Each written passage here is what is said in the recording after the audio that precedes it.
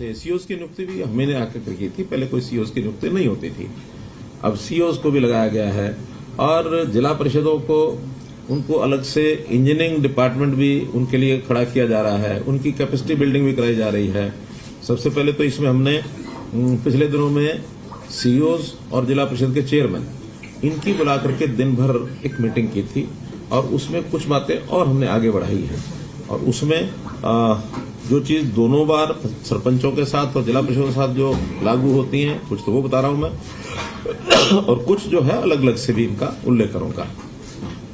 जैसे एक तो जब से चुनाव हुआ लगभग एक क्वार्टर का समय शेष था, क्योंकि नवंबर में शायद चुनाव हुए थे, दिसंबर आते आते इनका ओथ हुई थी, तो जनवरी से लेकर और मार्च तक ही काम के समय बचते थे। फिर भी हमने जो एसएफसी का लास्ट क्वार्टर का पैसा है उससे भी ज्यादा पैसा कुल 1100 करोड़ रुपया इनको एलोकेट किया था तीनों को, जिसमें जिला परिषदों का 110 करोड़ रुपया था और पंचायत समिति का 165 करोड़ रुपया और पंचायतों का 850 करोड़ रुपया। तो ऐसा ये 1100 करोड़ रुपए की राशि हमने भेजी थी। इस राशि को एसएनए अकाउंट उसके अंदर जमा कराया गया था। एसएनए अकाउंट एक ज्वाइंट अकाउंट होता है और उस ज्वाइंट अकाउंट में से ही और ये लोग अपने अपने काम के हिसाब से उसमें से पैसा ये निकाल सकते हैं। जो काम हो जाएंगे या जिनके टेंडर हो जाएंगे उसका पैसा उसमें रिजर्व हो जाता है। और उसमें जिला परिषदों को हमने कई जो उस दिन निर्णय किए हैं, पहला तो हर जिला परिषद का अलग से अपना कार्यालय होगा 22 के 22। अभी कहीं एडीसी कार्यालय में बैठते थे, कभी डीसी कार्यालय में 2 कमरे होते थे, कहीं कहीं कोई किराया पर लेकर रखते थे, लेकिन हमने हर एक जिला परिषद का अलग से कार्यालय हो।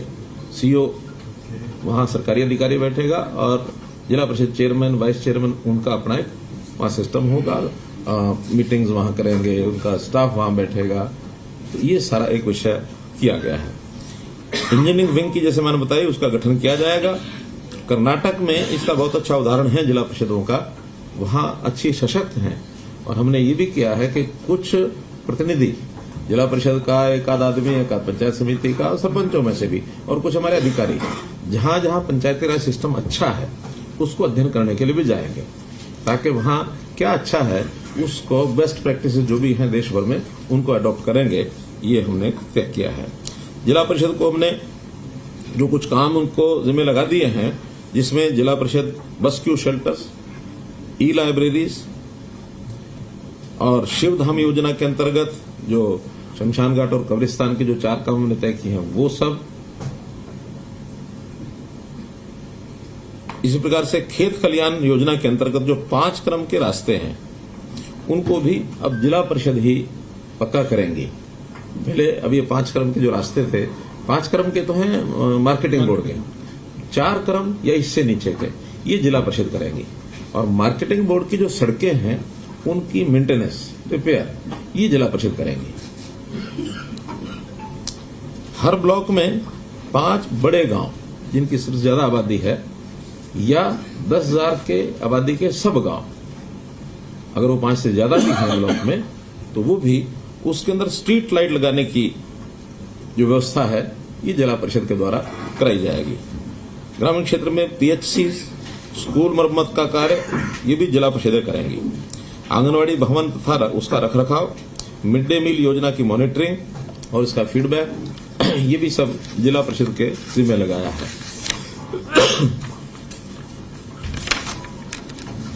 स्वच्छता अभियान के अंतर्गत भी जैसे शहरों में म्यूनिसिपैलिटीज कराती हैं, वैसे जिला परिषद घर घर कूड़ा एकत्र करने की प्रक्रिया वो भी उनके माध्यम से शुरू कराई जाएगी। सॉलिड वेस्ट मैनेजमेंट के तहत बायोडिग्रेडेबल, नॉन बायोडिग्रेडेबल कूड़े को जो अलग अलग उसका निष्पादन करना है, सेग्रीगेशन करना है, वो भी उनके द्वारा कराया जाएगा। इस प्रकार से ग्रामीण क्षेत्र में जो स्वच्छता व्यवस्था का जो बड़ा काम है ये जिला परिषदों के माध्यम से और इसको इनिशिएट किया जाएगा। और अब हम हर महीने में जिला परिषद के जो सीईओज हैं और चेयरमैन हैं उनकी मीटिंग अलग अलग से होगी और हर 3 महीने में एक ज्वाइंट मीटिंग इनकी हुआ करेगी, ताकि इनके काम का एक मूल्यांकन ये समय समय पर लगातार हम करते रहें। क्योंकि हम चाहते हैं कि जो काम अभी तक यानी प्रदेश सरकारों के डिपार्टमेंट्स के माध्यम से ही इनिशिएट किए जाते थे, लेकिन इकाइयां बहुत हैं, 6220 पंचायतें हैं, 150 के लगभग ब्लॉक्स हैं, 22 हमारी जिला परिषद हैं। तो इतने बड़े इकाइयों के काम को डिसेंट्रलाइज करके जितना ज्यादा कराएंगे उतना सेवाओं का लाभ जनता को अधिक मिलेगा। इसी प्रकार एक हमारी पंचायत समिति को लेकर के भी अलग से बैठक होनी है, उनको भी कुछ काम जो हमने विचाराधीन है, लेकिन फाइनल करेंगे तो आपको बताएंगे। अभी तो सरपंचेस, क्योंकि सरपंचों का जब चुनाव हुआ उस समय भी कुछ बातें हमने घोषित की थी। एक विचार ऐसा इस बार बना था कि ये सारे काम जनता के जो लिए काम किए जाते हैं उनको अधिक से अधिक पारदर्शी बनाना और जो काम ठीक न करे उसको जवाबदेह बनाना, इसका भी हमने एक अभियान लिया है। जितना पैसा हम भेजेंगे, अब चूंकि टेक्नोलॉजी का जमाना आ गया है तो टेक्नोलॉजी से हर चीज को मॉनिटर भी किया जा सकता है। वो समय अब खत्म हो गया कि जब कोई प्रधानमंत्री भी ये कहता था कि 1 रुपया ऊपर से भेजा जाता, नीचे 15 ही पैसे पहुंचते हैं। अब तो टेक्निकली 1 रुपया अगर भेजा जाएगा तो 1 ही रुपया खाते में नीचे जाएगा, बीच में कोई स्कोप नहीं है उसमें से कोई एक भी पैसा निकाल ले। तो इसलिए उस पारदर्शिता को लाने के लिए हमने शुरू की थी। और ई टेंडरिंग की व्यवस्था में एक लिमिट, जो कि पहले तो तकरीबन बड़ी राशि का काम सरपंच ई टेंडरिंग के बनाई करवाते थे, लेकिन इस बार एक लिमिट लगाई थी हमने पहले तो 2 लाख रुपए की, कि 2 लाख रुपए से नीचे के जो काम है वो लोग कोटेशन के आधार पर करा सकते हैं। 2 लाख या इससे ऊपर के काम सारे ई टेंडरिंग पर होंगे। अब थोड़ा विवाद हुआ कि नहीं 2 लाख रुपया बहुत कम है, इससे तो शायद एक गली भी नहीं बनती है, फिर हमें अलग अलग से छोटे छोटे काम कराने पड़ते हैं। उनकी मांग को ध्यान में रखते हुए, मांग तो बहुत ज्यादा थी, लेकिन हमने सब विचार विमर्श करने के बाद बहुत से सरपंचों से अलग अलग भी बात हुई, जनता के लोगों से भी बात हुई। सो फॉर सो अभी 2 दिन पहले हिसार में किसानों का एक मेला था, कृषि मेला। कृषि मेला में लगभग 10,000 से ऊपर संख्या थी जहां मेरा संबोधन हुआ, और मैंने खुल करके पूछा, मैंने कहा ये ई टेंडरिंग के विषय में हमको जो हमारा स्टैंड है ठीक है कि नहीं है। तो सब ने हाथ खड़े करके और खूब तालियां बजाकर कहा कि ये बहुत अच्छा स्टेप है, इससे भ्रष्टाचार भी रुकेगा, पारदर्शिता भी होगी, काम करने वाले लोगों को, नए लोगों को भरने का भी अवसर मिलेगा, वरना तो वही फिर अपने अपने लोग और घूम घाम के उन्हीं को काम मिलता वही करते हैं, दूसरे नए आदमी को आने का अवसर मिलता नहीं है। तो ई टेंडरिंग के कई फायदे हमारे हैं। तो उसमें से मैं ये तो नहीं कह सकता कि हर एक सरपंच मान गया होगा, लेकिन अधिकांश सरपंचों ने हमारी बात मान करके और काम कराने शुरू कर दिए हैं। हमने इसमें थोड़ा उनकी डिमांड को ध्यान में रखते हुए अभी निर्णय लिया है कि ये 2 लाख की बजाय इस लिमिट को हम 5 लाख रुपया कर रहे हैं, और 5 लाख रुपए तक के काम वो कोटेशन के आधार पर करेंगे। 5 लाख से ऊपर के काम सभी ई टेंडरिंग से होंगे। हाँ, 5 लाख तक के काम जो हमारी बातचीत तो सारे प्रतिनिधिमंडल से हुई है, उन्होंने उसको स्वीकार किया कि जो भी कोटेशन का काम होगा, लिमिट चाहे कुछ भी होगी, लेकिन उसका ऑडिट ये जरूर होगा। और ऑडिट का सिस्टम भी अब जिसको कहना चाहिए कि ऑनलाइन प्रणाली से ही होगा। ऑनलाइन प्रणाली से ही उसके जो एस्टीमेट हैं वो तैयार किए जाएंगे, ऑनलाइन उसकी एमबी भरनी होगी, बिल भी अपलोड होंगे, भुगतान जो है वो भी एक कॉमन पोर्टल से होगा। विषय आएगा रेट का। रेट्स 2 प्रकार के ये प्रचलित हैं। एक है HSR rates, Haryana scheduled rates, दूसरे हैं डीसी रेट्स। लोकल लेवल पर डीसी रेट शायद इसीलिए बनाए गए हैं कि हर जिले में इस प्रकार की चीजों के रेट थोड़ा डिफर करते हैं, चाहे रेत का रेट है, चाहे ईंटों का रेट है, चाहे मानो टाइल्स का रेट है, क्योंकि जो बल्कि मटेरियल होता है उस रेट को वहां के लोकल परिस्थिति के हिसाब से रखना पड़ता है, उसका फ्रेट कितना लगता है, कितनी दूर से लाना पड़ता है, इसलिए एक ही रेट नहीं रखा जा सकता। जहां ईंटें बनती हैं वहां थोड़ी सस्ती मिलेंगी, जहां ईंटें बनती ही नहीं है, दूर से आती हैं, तो स्वाभाविक है ईंट के रेट से एक बहुत बड़ा प्रतिशत उसका फ्रेट में जाएगा। यही स्थिति मिट्टी की, रेत की, इंटरलॉकिंग टाइल्स की, कभी कभी मजदूरी भी अलग अलग होती है। कुछ स्थानों पर मजदूरी सस्ती होती है, कहीं कहीं एनसीआर एरिया में मजदूर महंगा मिलता है, तो उन रेट्स का थोड़ा डिफरेंस ये हमेशा रहता रहा है। इसमें अब उनकी मांग क्या थी कि इन रेट्स को रियल लेवल पर लाया जाए जो मार्केट रेट है।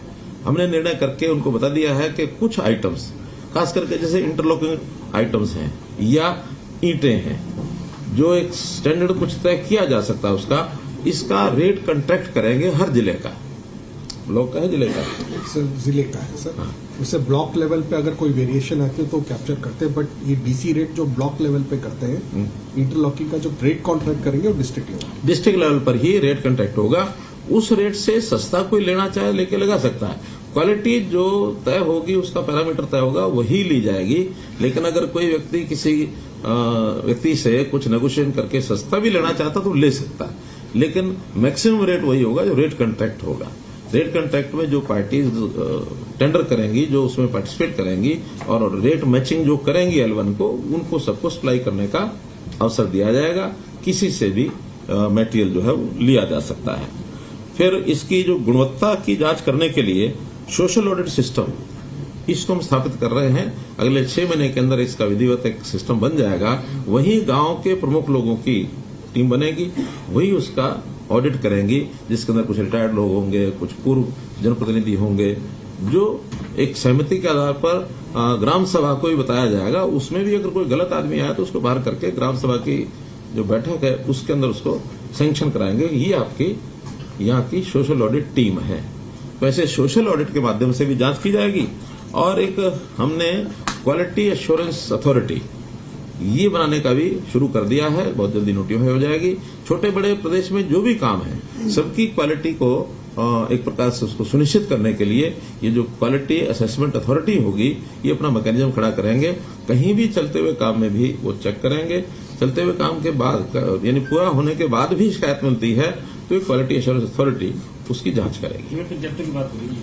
नहीं, ये तो सबके लिए, पूरे प्रदेश में क्वालिटी एश्योरेंस अथॉरिटी हर सिविल वर्क के लिए, वो पंचायत की पर भी लागू होगा, बाकी भी लागू होगा। और ये जो 5 लाख रुपए की राशि की लिमिट बनाई है नेगोशिएशन की, इसमें चाहे वो 5 लाख या 5 लाख से कम के काम हो, क्योंकि जरूरी नहीं कि हर काम 5 लाख का होगा, 2 लाख के भी होंगे, 3 के भी हो, 1 का भी होगा। तो ऐसे कोटेशन के आधारित कुल जो काम है उसकी मैक्सिमम लिमिट तो 25 लाख है बड़ी पंचायतों के लिए, लेकिन जो छोटी पंचायतें हैं उसका 1/3 से ज्यादा ये उसमें से नहीं करा पाएंगे। मानो कुल मिलाकर के है ही 50 लाख रुपया किसी पंचायत के पास, तो 17 लाख रुपए के काम वो उसमें से कोटेशन पर करा पाएंगे, बाकी काम ई टेंडरिंग से ही कराएंगे। तो ऐसे इसमें कोई और नया कोई सुझाव आएगा? मानो बहुत छोटी पंचायतें भी कहीं कहीं हैं, है ही 5-7 लाख रुपया साल का जाता। मानो 1000 की आबादी होगी तो उसमें 1000 की आबादी में 2000 के हिसाब से कितना हुआ? 20 लाख। हाँ, तो 1000 की आबादी में 20 लाख रुपया जाएगा। तो उनके काम भी उतने छोटे छोटे उतने ही होंगे। अगर वहां बड़े काम का स्कोप नहीं होगा तो छोटे काम का दोबारा से भी सोच सकते हैं। लेकिन अभी पहले चरण में हमने ये सोचा कि कोटेशन के काम जो है वो मैक्सिमम तो 25 लाख, लेकिन 1/3 से ज्यादा नहीं सालाना।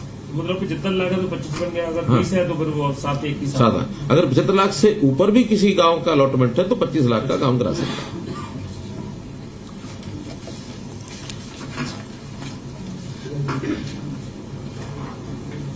भाई ये 1/3 नहीं है, हमारे निर्णय में ये 50% है। 50% 50 यानी 50%। 50 और 25 आप बताइए, 50%। दोनों 20 का 10 कर सकते हैं। हाँ, 20 का 10 कर सकते हैं, 50 का 25 कर सकते हैं। Whichever is lower, sir. हाँ, whichever is lower। whichever lower यानी अगर मान लो 1/3 के हिसाब से 30 होता तो 10 कर सकते हैं, लेकिन 50 होता तो 15 कर सकते हैं। थोड़ा लिमिट बढ़ जाती है इससे। 50% हो जाएगा। हाँ, 50। काम दोनों प्रकार के हैं, कुछ ई टेंडरिंग से होंगे, कुछ कोटेशन से होंगे।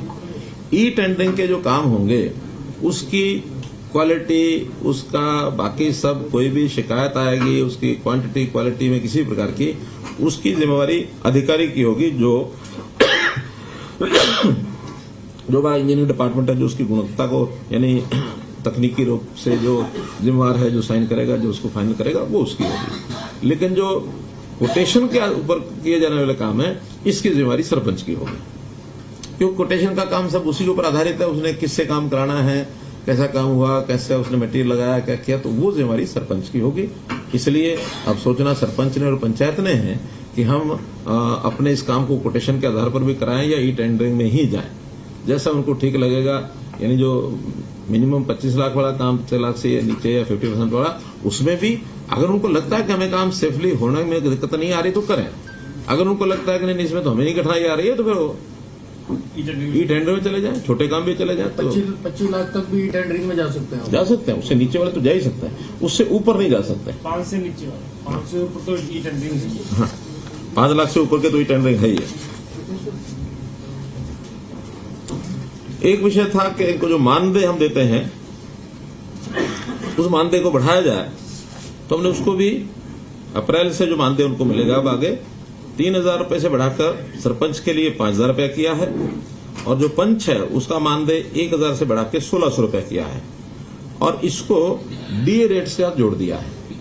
यानी जो बेसिक 3,000 और 1,000 है इसके ऊपर डीए, जैसे आज के रेट में वैसे तो डीए 40-42% ही है, 42%। हाँ, तो 42% के हिसाब से तो ये बनता 4,200 रुपया, लेकिन अभी हमने उसको 5,000 कर दिया है।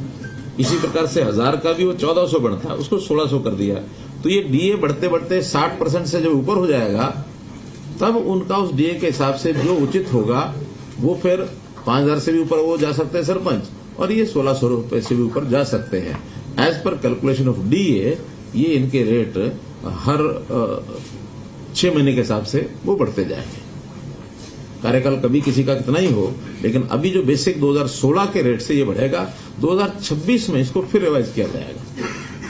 10 साल बाद जैसे कर्मचारियों का होता है, हर 10 साल के बाद रिवाइज होता है, डीए चलता रहता है, बाद में 10 साल बाद डीए को मर्ज कर देते हैं और फिर बेस रेट 10 साल का दोबारा से शुरू होता है। तो हमने प्राय और भी जहां जहां इस प्रकार के विषय हैं, बजाय हर दिन कोई डिमांड रखे तो एक बार तय किया, फिर उसके बाद 10 साल तक डीए रेट्स। हमने तो इवन जो हमारे विधायकों की जो पेंशन है उसको भी डीए रेट्स के साथ जोड़ दिया है। ऐसे ही मिनिमम वेजेस एक्ट के अंतर्गत जो मिनिमम वेजेस तय होते हैं उसको भी डीए के साथ नहीं बल्कि उसको सीपीआई सर डीए भी सीपीआई के ऊपर लगभग वैसे ही होता है वो। हाँ, लेकिन वो टर्म अलग अलग है इसलिए। इसी प्रकार ग्राम सचिव की जो एसीआर लिखी जाएगी उस एसीआर पर भी सरपंच को अपनी टिप्पणी देने का अधिकार होगा कि उस ग्राम सचिव का व्यवहार कैसा है, उसके लिए एक रिमार्क्स के लिए, और वो रिमार्क्स देख करके ही उसकी एसीआर जो अधिकारी है उसको हिसाब से लिखेंगे। फिर बिजली के जो बिलों के ऊपर 2% का हमने एक पंचायत कर लगाया है, उसको भी पंचायतों को रेगुलर 3 महीने में दिया जाएगा। अभी तक जो पिछला बचा हुआ है वो 1 अप्रैल 23 के बाद सब कैलकुलेशन करा रहे हैं, तुरंत पिछला जो एरियर है वो भी उनको मिलेगा आगे हर 3 महीने में, क्योंकि बिजली के जो बिल होते हैं वो उनसे लेने होते हैं। पंचायत घर का बिल है, कोई ट्यूबवेल का बिल है, कोई स्ट्रीट लाइट का बिल है, जो भी है ये सारे पंचायत से लेने होते हैं, और जो उनके एरिया में जितना भी बिल बनता है एग्रीकल्चर को छोड़कर उसका 2% उनको देना होता है, उनका दे होता है उनकी तरफ। तो कम ज्यादा होगा वो हर 3 महीने उसके विलेज लेवल, हाँ विलेज उनको अप्रैल में, और उनको क्वार्टर में खर्च करना है। पहले क्वार्टर में 30%, दूसरे क्वार्टर में 30%, तीसरे में 20%, चौथे में 20%, 30-30-20-20। जो पैसा उनका है वो उन्हीं का है। हाँ, बचे हुए पैसे का उपयोग जहां जरूरत ज्यादा है या जिन लोगों ने काम ज्यादा कराना है उनको ट्रांसफर करेंगे, पैसा वो उन्हीं का है। और इस समय तक जो कामों का हमारे पास ये जो शर्त लगा रहे हैं, ये तो पंचायतों की अपनी आमदनी का पैसा एक हम सरकार से भेजते हैं, तो ये जो सरकार से भेजते हैं उसी की बात है। हाँ, अपना तो उनके पास वो उनका है ही है। ये तो सरकार से जो उनको स्टेट फाइनेंस कमीशन का पैसा दिया जाता है उसी के लिए हमने जो 1100 करोड़ दिया ये स्टेट फाइनेंस कमीशन का ही है। इसमें सेंट्रल वाला पैसा नहीं है, इसमें उनकी अपनी आमदनी नहीं है, इसमें स्टैंप ड्यूटी नहीं है, इसमें ये जो बिजली का बिल वो नहीं है, सिर्फ स्टेट फाइनेंस कमीशन का जो पैसा 1100 रुपए दिया। अगले साल का टोटल जो बनेगा वो अभी बजट में तय हो जाएगा कि कितना हमने देना है, उसका 30-30-20-20। और उसमें भी पहला काम हम ये करते हैं कि जो कमिटेड एक्सपेंसेस होते हैं उस पैसे में से सबसे पहले वो निकाल सकते हैं। सैलरी है, कोई इंटरेस्ट देना किसी चीज का, कोई किराया देना है, या बिजली का पैसा आया कम है देना ज्यादा है वो दिया जा सकता है। तो जो कमिटेड एक्सपेंस देना है वो तो देना ही है। विकास के काम के लिए जो बाकी बचा पैसा उसको वो यूज करेंगे। अभी तक जो स्टेटस है कुल 6,220 पंचायतें हैं, 217 हैं जो चुनी गई थी, 3 पंचायतों का चुनाव नहीं हुआ था। तो 6,217 में अभी तक 5,048 पंचायतों ने प्रस्ताव पारित किए हैं। 1169 पंचायतें ही ऐसी हैं जिन्होंने भी कोई प्रस्ताव पारित नहीं किया, और इसमें 2 लाख से नीचे के, 2 लाख के ऊपर के, कुछ पंचायतों ने दोनों किए हैं, 2 लाख नीचे ऊपर दोनों। तो ऐसे कुल काम 9418 काम हैं जो आज की डेट तक प्रस्ताव पारित हो चुके हैं। राशि का इसमें अभी मेरे पास नहीं आया है, लेकिन 1100 पंचायतें हैं 6,217 जिन्होंने प्रस्ताव डाले हैं 5,048। सर इसकी एस्टिमेट बनती है प्रस्ताव के बाद। हाँ, पहले प्रस्ताव पास होता है, फिर उसका एस्टिमेट बनता है, एस्टिमेट के बाद फिर एडमिनिस्ट्रेटिव अप्रूवल होता है। अब तो 1500 ही बच गए, मतलब 1100 को चाहिए 1169 हैं जिन्होंने अभी प्रस्ताव डाला नहीं है, लेकिन जो कि अभी तक कुछ लोग हो सकता है इस निर्णय के इंतजार में हो, कितना होगा कितना नहीं होगा। आज निर्णय कर दिया है, अब इसके बाद भी अभी 14 दिन का समय और 15 दिन का समय शेष है। आज 15 तारीख ही है, 15 है, तो आज 16 दिन अभी शेष हैं, इसमें भी ये लोग डाल सकते हैं। तो इसके लिए इनका आह्वान है कि इसको डालना ही चाहिए। तो इस प्रकार से ये सारा विषय हुआ है। आज की डेट में जो एक प्रस्ताव जो अपलोड हुए हैं उसका भी एक आंकड़ा हमारे पास था।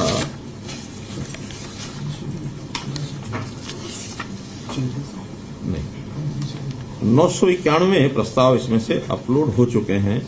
एडमिनिस्ट्रेटिव अप्रूवल भी लगभग 1400 की हुई है। ये अब डले हैं, तो अब 991 डले, इसमें 7 दिन का 15 दिन का अमाउंट के हिसाब से टाइम होता है। तो कोई 7 दिन में क्लियर होगा, कोई 15 दिन में क्लियर होगा। 1044 हो गए जो टेंडर फ्लो। अब 1044 हो गए। मेरे पास 991 का आंकड़ा है, तो अभी लेटेस्ट 1044 है। ये तो हर घंटे में बदलता है। सर 1044 प्रस्ताव अपलोड हो गए। हाँ, टेंडर हाँ, प्रस्ताव तो अपलोड नहीं होते हैं।